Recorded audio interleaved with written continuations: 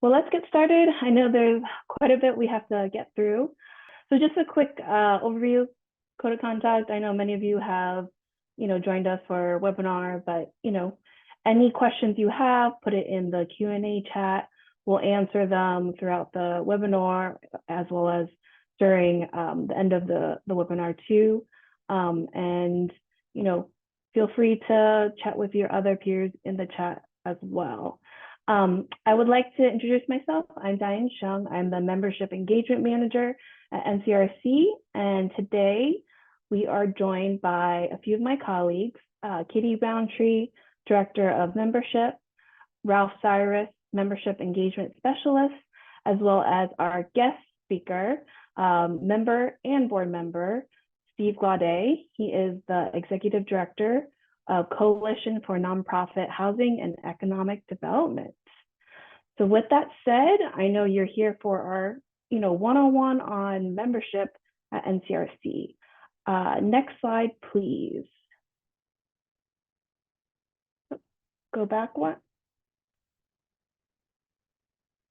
There we go. All right, Ralph, I'll have you take it away and talk about NCRC. All right, good afternoon, everyone. I'm just going to give you a little breakdown of what NCRC is, how we came about, and what do we do, what is our mission. We're essentially a network of member organizations and individuals who are dedicated to create and deliver opportunities for people to build wealth. Our members include community reinvestment organizations, community development corporations, local state government agencies, faith-based institutions, lending organizations, community organizing civil rights groups, community advocacy groups, community development fund indexes, minority and women-owned business associations, social service providers at the state, local, national level. And what our mission is to make a just economy national and local reality.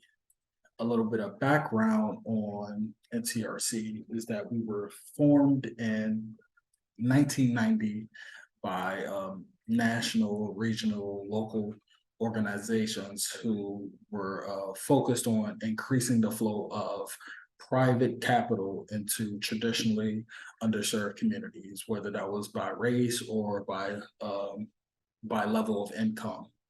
And now we're over 700 community-based organizations that promote access to basic banking services, affordable housing opportunities, entrepreneurship programs, workforce development programs, job creation, and just overall in creating vibrant communities for working families all across the country. And that's a little bit of a breakdown of what NCRC is, how we were formed.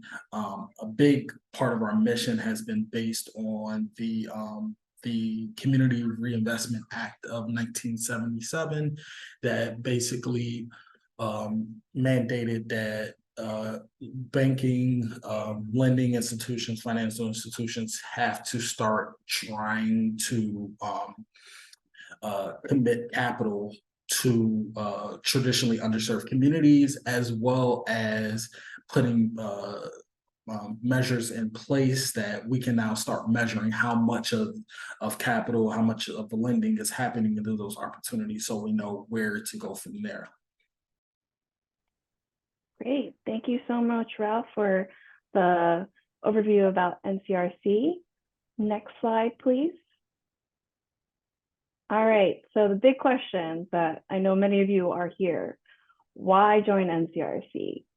So I just want to talk to you about and just highlight three kind of big themes about our membership, why you should join us, what's in it for you to be a member with NCRC.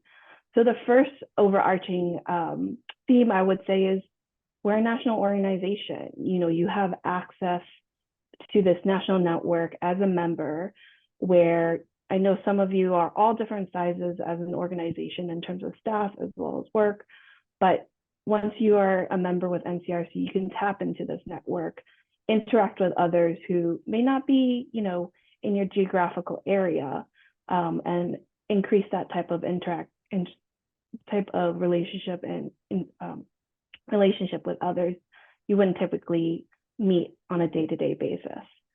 The second thing is NCRC is your knowledge tour guide. We have the expertise to kind of provide you roadmaps, any type of assistance in your knowledge journey through, if you're a beginner in the type of work that you do in community development, or you're an expert but want to round out kind of that journey that you're looking for. And then thirdly is we're here for you. NCRC, with our national presence, with our expertise, we're your connector to kind of see what's next for not only you and your work, your organization, your local community, as well as giving you ideas of what are the national trends that connect to your local work that you do, or what are the best practices that I can connect you with your other local peers in the industry. So those are the three big overarching, I would say, benefits of why you should join NCRC. So with that in mind, I'm actually going to turn this over to my colleague, Katie, who can kind of speak to, as well as our speaker, Steve, about what are those tangible examples of benefits with NCRC. Next slide, please. Yeah, so thanks, Diane, and thank you, Ralph. So we're going to go through some of the more concrete ways that we work with our members to equip y'all in the work to create a just economy. I'm going to share at a very high level a few things, and I'm going to go back and forth with Steve, who's going to kind of, share the real world, what this looks like for him as an NCRC member, so that you can really kind of put yourself in those shoes and think about what this would look like for you. So a huge aspect of what we do for our members is connect them around policy advocacy work. NCRC is a bridge between what's happening on the ground in your communities and what's happening in the federal government. This works in two directions. On the one hand, we work to keep you informed about regulatory and legislative changes that directly impact your work and the people you serve, to equip you with the skills and data you need to advocate for your communities and opportunities to push for the changes needed to create a just economy. So that's where we're working to feed you information and resources. In the other direction, we're taking the stories, the information, the data, the insight that we get from you, our members, and we're using that to determine what economic justice issues we take on, and we fight long and hard regulatory and legislative campaigns on behalf of your communities. And in DC, the reason why folks listen to NCRC is because of our members. It's not just that we have a large number of members, over 700 members. It's that those members themselves wield influence with their elected officials and will stand with us when called upon. We really are stronger together. NCRC's power is irrevocably tied to our members, to y'all. And so we're working in collaboration with y'all to create that just economy. So, for example, under Trump's administration, the OCC attempted to gut the Community Reinvestment Act. NCRC rallied our members, fought back, gave y'all the tools to push all sorts of levers, regulatory, legislative, local, federal, took it from all angles. We halted that attack on CRA. And then when the three agencies that oversee our country's financial institutions began the work of updating CRA for the 21st century in earnest, at that point, NCRC was at the front of that work, getting input from you, our members, educating you guys on the nuances and what was likely, what was going to be challenging, what the nuances were of that rulemaking process, so that our members would have the best possible influence on the rulemaking process. And now here we are in 2023. Once the new rule is released, the biggest modernization in 30 years, we'll begin the hard work of digesting over 1,000 pages of legislation, sharing with you what it means for your work and outlining areas where we're going to need to keep pushing together. So that, that's one example of how we work with our members. And again, in that two-way, you're influencing us so that we can influence in DC. We're equipping y'all, you are equipping us. It's a very collaborative, iterative relationship for us to do that advocacy work.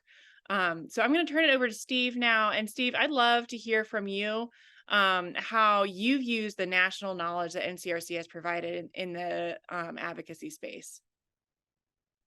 Thank you so much. Before I kind of extol the virtues of NCRC membership, I just want to say that we're really fortunate to have Diane, Katie, and Ralph, as well as the other members of the team who kind of service the membership. Servicing the membership is not an unchallenging task, as I'm sure they will tell you, but I think they do just an amazing job at keeping their finger on the pulse of what members want and need. You know, my perspective as an NCRC member comes through a couple of lenses. One, I have run 3 national membership associations myself, so I know the challenges of keeping a membership serviced and engaged, and actually being attentive to, being not only attentive, but interpretive of what the needs of members are. I think NCRC does a great job for that. I will tell you that dollar for dollar, I think that the investment in an NCRC membership just pays dividends across the board. So when I first joined CNHED, we were already a member. I noted that we were a member. I also noted that some of my board members were members. So my early engagement was trolling my board members to see how engaged they were, because I thought it might be a test about how engaged I was. And so it was kind of a causal, if not casual, connection. But in recent years, I have really come to see the benefit, and I want to lift them up in reflection to what Katie said. So one, the information services are really good if you pay attention to them. And I have to put that caveat in there. I realized that great stuff was coming into my inbox, but I was like, oh, that's NCRC. And I would click on some things. And now I'm really disciplined in clicking on, because I have found grant opportunities. I've found legislative updates. I've found trend information that I use locally that if I hadn't clicked on it, I would have never really paid attention to. And then, of course, you know, the center cut piece is around policy. One of the greatest advantages for me is I don't have the capacity to track federal policy in a way that allows me to be informed and substantively engaging of my local elected officials or my members, or even some of my funders and investors. And what NCRC does in a couple of areas that include obviously CRA and fair housing and some other things, is it really equips me, frankly, to be a better subject matter expert than I'm capable of being on my own, and also being able to be responsive to my members. A lot of times, members will be in the midst of something that bumps up against either federal policy or some legislative issue, and I need to know where to go so that I can like show up in a substantive way. And I always go back to my NCRC. And then lastly, I want to lift up, and I'm happy to respond to you know, more deeper dives around any of these, but I want to lift up the event. So, you know, NCRC puts a lot of energy and resource into its national conference, and national conferences are national conferences, but the NCRC conference has really evolved for me to be kind of a multi-tiered benefit. So I send residents from our resident leadership team so that they can connect with activists like themselves in other cities. And in the beginning, I thought this is cool, this is validating, but it's turned out to be a lot more. So they come into the NCRC conference, they learn what other communities are doing, and then they come back and hold us accountable to doing what other cities are doing. So they have driven the direction of our advocacy because of connections they've made at NCRC. And the other one is for my staff. So the NCRC conference has actually become a formal part of our staff development strategy. In the beginning, you know, I would go, maybe my director of advocacy can go, but I now found that my housing policy person has shown interest and has attended. My economic development policy person has attended. So we really treat the NCRC conference as a way to educate and network with our advocacy team, whether it's the resident leadership team, our community voices working group, and we've also come to see it as a staff development thing. And then the last thing I'll say, this is more personal, is that it's an amazing networking opportunity for me. I will confess that I have run into people at NCRC conferences that I have not seen in 30 years, which dates myself, but it also shows the rich connections that NCRC has maintained over the years, not just with new and emerging leaders that they've attracted, but also with legacy leaders who have so much history and so much expertise to contribute in the space. And so I would just say, for information, for policy, for events, and for networking, I think it is a hugely worthy investment of not only your money, but your time investment as well. Perfect. Thanks, Steve. And that segues really well. If I can jump 2 slides down, I'm going to talk a little bit, so talked about some of the policy advocacy. One of the things that Steve talked about was coming to our Just Economy conference, which is one example of one of the things that's most important to NCRC in how we do our work. We really value events as a way to connect our members to each other, and to connect y'all to cutting edge ideas, innovations, and information, and to move the needle on important issues. Like these, our events tend to not just be informational. We're actually trying to push forward specific agendas and specific work. So the Just Economy Conference every spring is a great example of that. You should mark your calendars now for April 2nd through the 4th in 2024 here in Washington, D.C. We also, for any of those who are out in the Mountain West, we are hosting a regional summit in September 26th and 27th. And that's going to focus on water rights, access to affordable housing, community land trust, health equity, and so much more. These regional summits are something that we do. This is our first one since the pandemic, but we typically do a local based or a regional based event in the fall as a way to bring our content and the connections to those geographies. So, keep an eye out for those. Yeah, they're one of my most favorite things about the work that we get to do. Besides those two major events a year, NCRC is convening webinars, trainings throughout the year. Again, what we find is that bringing our members together with experts, whether at the national level or the local level, is really a key way that we can provide value to y'all and equip you for the work that you're doing. Next, I'm going to go ahead and talk a little bit about some of the other ways that we are working to build our members' capacity. There's more and more, we're looking for ways to increase our members' capacity for the work that you're doing. A lot of you are doing work that's actually pretty challenging to fund. A lot of you know the work that needs to be done in your communities. It's tough to do it. It's tough to find the money for it. So this is an area of NCRC that I would encourage y'all to keep an eye on.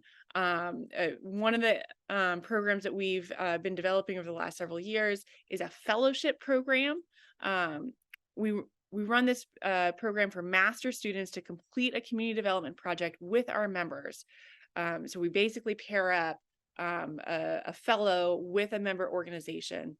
We hear all the time from y'all that you need more hands and even more good minds. This program allows members to tackle projects that they otherwise wouldn't have had the capacity to get off the ground by leveraging the next generation of economic justice leaders. We're currently in the midst of matching up fellows with NCRC members for this year. But again, that's an annual program that's really provided a lot of value to a number of our members. I'll ask Steve to talk about his experience with that in just a minute. I'm going to ask Steve to share a little bit about his experience with our Field Empowerment Fund. This, in addition to other types of funding. Again, we're looking for ways to identify funding for our members that y'all can use to increase your scale, your impact in the communities that you serve. So Steve, if I can turn it over to you. Yes, teacher, I was paying partial attention. So you wanted me to talk about the Field Empowerment Fund, and what was the other? And the fellowship program. Yeah, so both of those have been huge benefits to CNHED, and I don't think that why they benefit us are unique to us. I think it probably fits in some way everyone on this call. So the fellowship program has really been about getting us talented expansion to some of our capacity challenges. And here at CNHED, we are taking on more and more data-driven work. And so part of how we're influencing local policy is actually producing more data. So we had fellows last year who helped us with that, and that has actually led to us being awarded actually local funding to do more formal research. So that has been a really a great shot in the arm, and we're hoping to participate again this year because we have some work that is built on what we were able to do last year that's going to require even more expertise and frankly more capacity than we have. The Field Empowerment Fund, I think, is really, really huge. And again, I'm imagining that this is true for other jurisdictions, but for policy and advocacy and organizing work, our region has lost 70% of our funding in the last 8 years to support these type of activities, organizing, public education, advocacy, and policy work. And so being able to get money through the Field Empowerment grant program has just been a huge shot in the arm. And the timing now is particularly important because, like so many cities, our revenues are shrinking here locally because of the changes in remote working and loss of downtown real estate tax revenue and more. And so what we're having to take on in order to really kind of sustain political will is really an empowerment agenda that we frankly haven't needed in recent years. And so the Field Empowerment Fund is just so timely for us. And I'm imagining that some of you, or many of you, if not most of you, are facing similar dynamics in your community. So those are two tangible benefits that as an NCRC member, we've been able to take advantage of them, and both have been really succinctly aligning with our emerging challenges as well as our emerging needs. So kudos to NCRC for seeing this as something that the field needs and being able to garner the support from funders and investors to make such possible.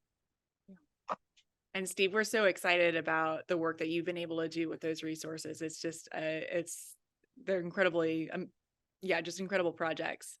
So just a handful of other tools that I want to highlight. The National Training Academy is another way that we are working to increase our coalition's capabilities. This is really where to go to for skill building across the field. Our training academy provides really in-depth training. Some of it is virtual, some of it is self-guided. So, if your workday like mine is really full and the only chance you have to invest in yourself is after everybody else is asleep. Personally, I'm at a stage where self-guided trainings are really helpful for me. We also do in-person trainings. The content, we really are focused on a variety of a kind of capacity building areas: grant writing, sustainability, strategic planning, program service delivery, fundraising, needs assessment, impact measurement, storytelling. Some of the trainings that we offer are specific to particular fields like housing counseling. A lot of them are really designed to be the type of trainings that anybody in the community development space, anyone who's in a nonprofit space, would find valuable either for themselves as an executive or for program managers or for line staff. So I believe we're sharing the link to that part of our website now, so that you can take a look and see what the types of curriculum that we offer there. Really, really valuable resource. Really excited to be able to, just deliver that skill building for our members in a variety of areas that we hear from folks all the time, that they just wish that they had more access to that type of learning. I also want to lift up our fair lending tool. This is one of our most popular and most used resources. This is an interactive platform that allows you to easily navigate data from banks in your area to compare their performance to each other in your market and along a number of different factors. Our members use this tool for everything from grant writing to advocacy. If you've been around the NCRC circles for a while, you've heard us say that we believe that data drives the movement for economic justice. If that's true, then this tool is like taking your car to the gas station. 5 minutes in this tool, incredibly impactful for allowing you to drive your work with data. I believe we're also linking that in the chat. You can see some examples without joining. You can kind of see what's in there. Members get exclusive access to that tool. And then last, I just want to capture one of the things that I love about NCRC's membership is that we are very diverse. We have just on this one call, we've got folks who are supporting small businesses, folks that are pursuing affordable housing, developing affordable housing, protecting tenants' rights, advocating for environmental justice. The list goes on and on and on. NCRC provides a lot of resources for different types of organizations. I can't go into each and every kind of bucket. I like to say that if your organization is part of the work to create a just economy, then you should be a member. There's probably some unique ways that we can be supporting you. One area I do want to lift up for those of y'all who are engaged in any kind of workforce development, that's kind of an emerging area for NCRC where we have recently begun supporting members who work on local workforce programs through program analysis, technical assistance, and grant writing support to expand those types of initiatives. So I'm just lifting that up as an example. That might be something that even those of you who have been around NCRC for a long time might go, oh, I didn't know that. But also just as if you're not sure, ask. That's what Ralph is here for as our membership engagement specialist, is to help connect you to all the different types of resources that are available at NCRC and to make sure that we know what you're looking for so that we can then develop those resources for you. Katie, I as I listen, it just continually impresses me, the array of services so clearly. But the other thing that I didn't mention, and I think is worth mentioning, is being part of a national movement. The NCRC's membership, I'll use a colloquial term, really does give it street cred with our national leaders, our representatives on the Hill, our representatives within the administration. And for any of us who came to this last NCRC conference, the lineup of cabinet members and other really influence leaders that NCRC was able to attract was truly, truly impressive. I mean, we were getting access to the decision makers and the representatives of the decision makers at the very highest level. And it is really because of NCRC's membership that is possible. Don't get me wrong, Jesse's a sweetheart. All those cabinet members love him and all of that. But it's really, when they look at the NCRC membership, they say, wow, this is a powerful national network. So I don't want to kind of mask that one of the advantages is being part of a respected national movement. That's one of the reasons we are so very intentional about maintaining our visible connection to NCRC. Yep, absolutely. It's that integral tie. NCRC is nothing without our members, and our members are able to really leverage that connection. And again, it's really not that legitimacy, that street cred that Steve is talking about isn't because you've got a relationship with Jesse Van Toll or the NCRC brand. It's because we're standing together that, that folks on the Hill know, that cabinet members know that if they're talking to Steve Glaude, they're also talking to everybody, to all of us. And so that standing together is really, really key. Awesome. Well, I'm going to pause here. We've got just a couple minutes for questions about benefits, and then Ralph is going to come back on in just a minute to talk about what it looks like to actually join, who's eligible, price point, some of those nuts and bolts. So if you've got those questions, hold on to them, but any questions about membership benefits? I see, and Diane and Ralph, if you want to tee any up, that's helpful. But I see a question about special webinars for Just Economy Club.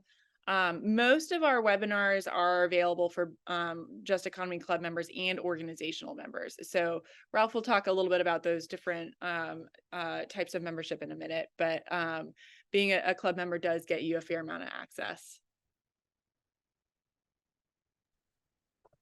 Katie, I did want to highlight, going back on the policy and advocacy. I know we were talking about how Steve's experienced it and how we has used it as a, as a national organization to leverage with agencies. Another thing for members, we do have monthly legislative regulatory calls.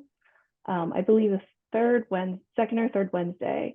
So you can hear from our policy team and government affairs team, other individuals, whether it's signing on a certain campaign or what's going on the Hill. Are they in the office? I know right now they're on vacation break, but they'll be coming back soon. So that's a good one to start if you're new to the space in the advocacy world.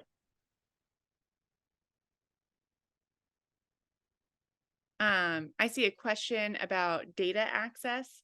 That fair lending tool is the first place that our members go for data analysis. If as members are going through that tool, that raises other questions. Our research team actually does a great job of working with members to define research projects and offers reduced fees for some of those projects. If it's a lot of times, if it's an easy data question or just where do I go for this, our research team will very happily just work with our members and get that information as quickly as possible. On other more specialized asks, we can work with y'all to design a project and get you what you need in terms of data. Yeah, so Sherry, I hope that answers your question. I see a question about membership for coalitions, right? So, and Steve can speak to this. A number of our members have members themselves, and so kind of what benefits you're able to pass on to your members. That's something that and Steve, feel free to jump in on this. That's something that we are a little bit still figuring out exactly what makes sense, in part because we work with so many different types of coalitions whose members have different levels of interest and different member value.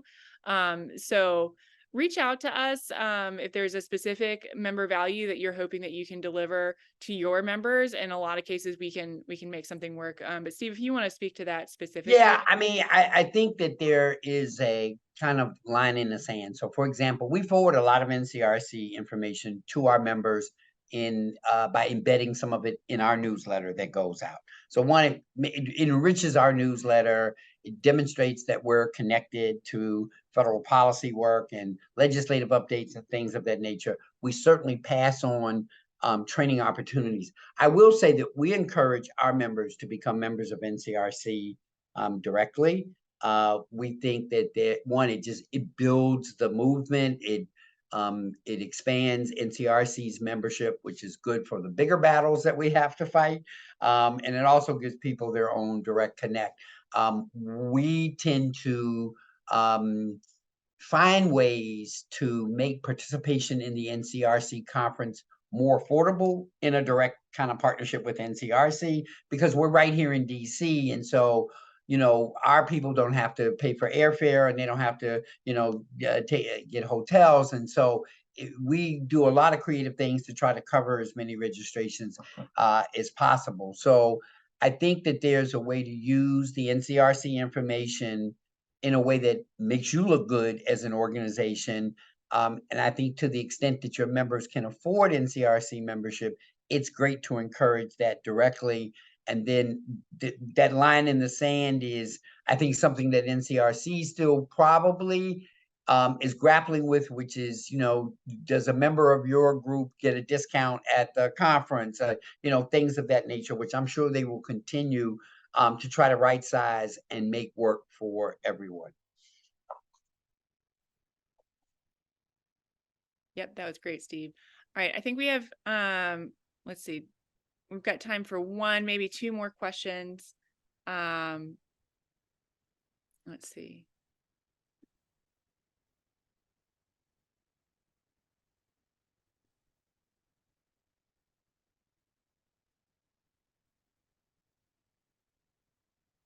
Ralph is going to talk about the Just Economy Club in just a minute in terms of access, but if I can just share a little bit, I see some questions about that.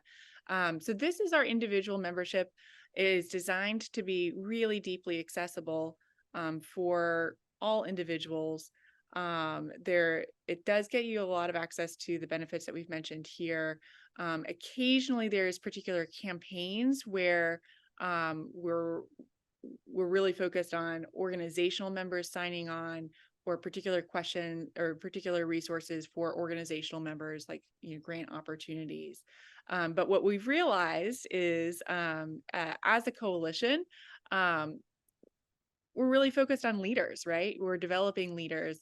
Our leaders don't always stay at particular organizations. And so we wanted to make sure that as folks are moving from organization to organization, or as folks are learning about us and trying to get their organization to understand what it looks like to join with us as an organization, that there were opportunities for folks to engage, to support, and to get access to some of the resources that we've discussed here. So that is, again, Ralph will talk about, specific levels, but just to, to share a little bit kind of how we think about the Just Economy Club. That's really kind of who that club is for, which is really kind of everybody, right? It's that, if you're working towards the just economy, we want you to have an opportunity to stand with us. So, all right. And on that note, I'll turn it over to Ralph. And I think we might have time for a question or two at the end if we're careful about our time. Yes, thank you, Katie. And before I got started on eligibility, I just wanted to highlight that in the chat, SD Smith, our director of workforce development, she put her contact information. So if anybody who's looking to get involved in a workforce development program is that's an interest of your work and you want to connect with NCRC, I would definitely save her information, reach out to her, and get involved in that work, because she's amazing in that field. Yes, quick breakdown on what our membership eligibility is. So we have 3 tiers. If you're a nonprofit org, if your budget is under 500,000, we have the small tier, which is $175. If it's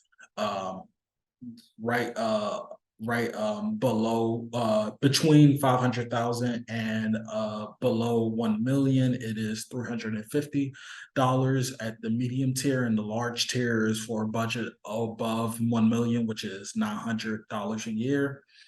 Now, if you're a government agency, we have some members who are like a local Department of Housing or Department of Community Development.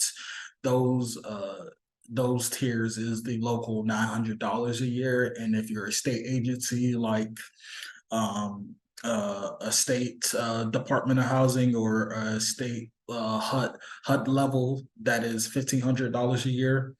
In any educational institution, think of like a legal clinic, a university that has a fair housing research center attached to it, or any department of sociology, research, political science their work could be tied to NCRC.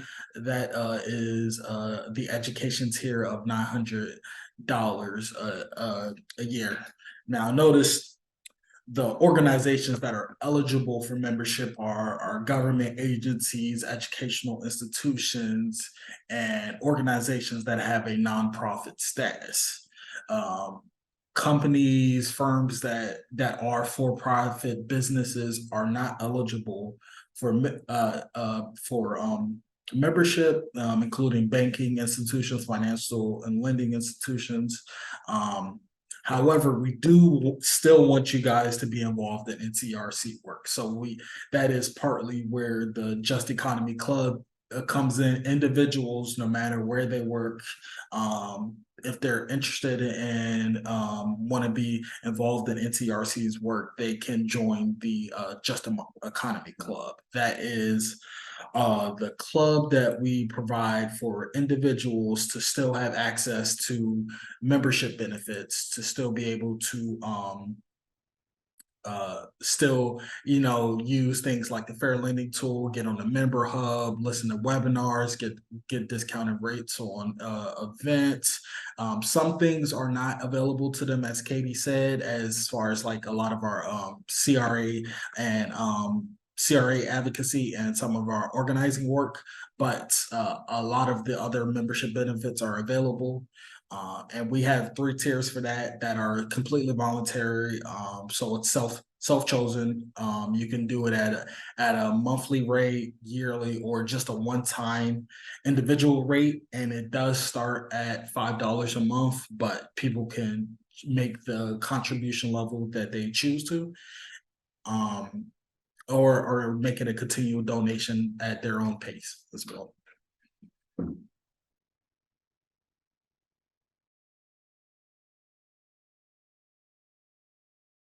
All right, thanks, Ralph.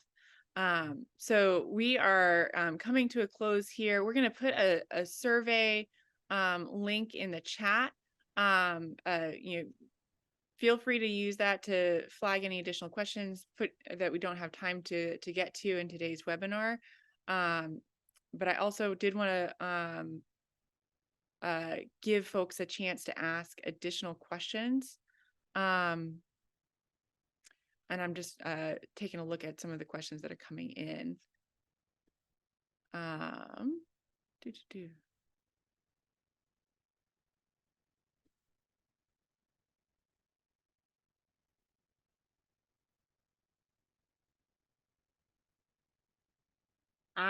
This is a great question.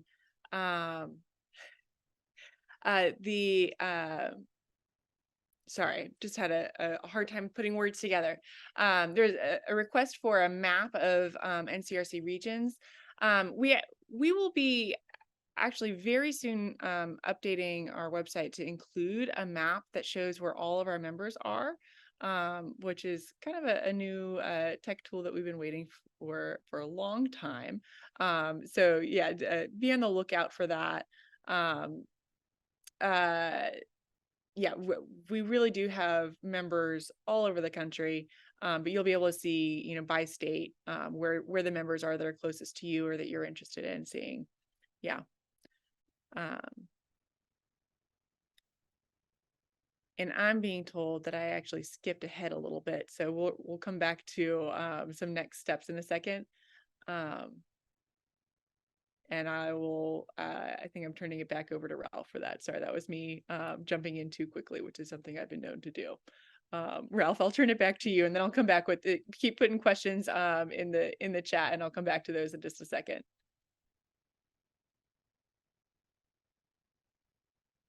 Yes, so there's a few next steps to come after this webinar. You can, just to give you the link to join or renew if your membership is not up to date, you can go to ncrc.org/membership. If you want to check to see if you are currently a member and you're not sure, feel free to email membership at ncrc.org, or you can email me personally, rcyrus@ncrc.org, just to say, hey, I want to see if my org is a member. I'll be happy to get back to you. We can also help you get access to the member hub if you don't already. When you get into the member hub, just explore it, look at some of the tools that we have, the latest news, the forum, to see what other members are doing. Take your time searching and just explore what benefits look the most beneficial to you.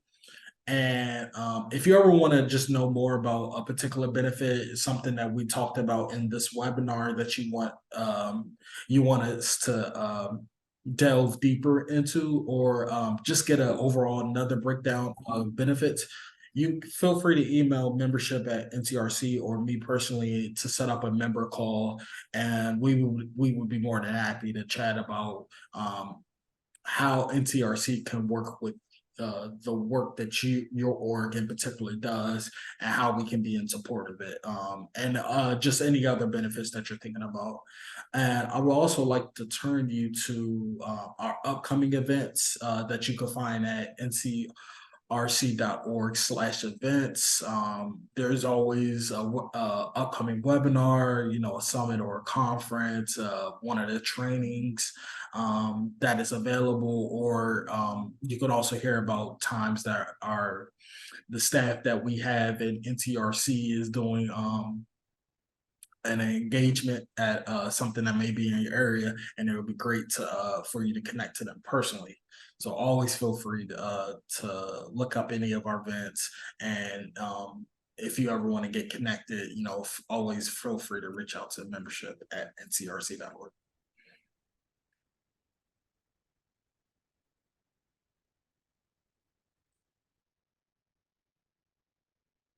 Awesome. Thanks, Ralph. And apologies for misordering things here. I'm seeing a couple more questions, some of which we are actually going to follow up offline to just get into more detail.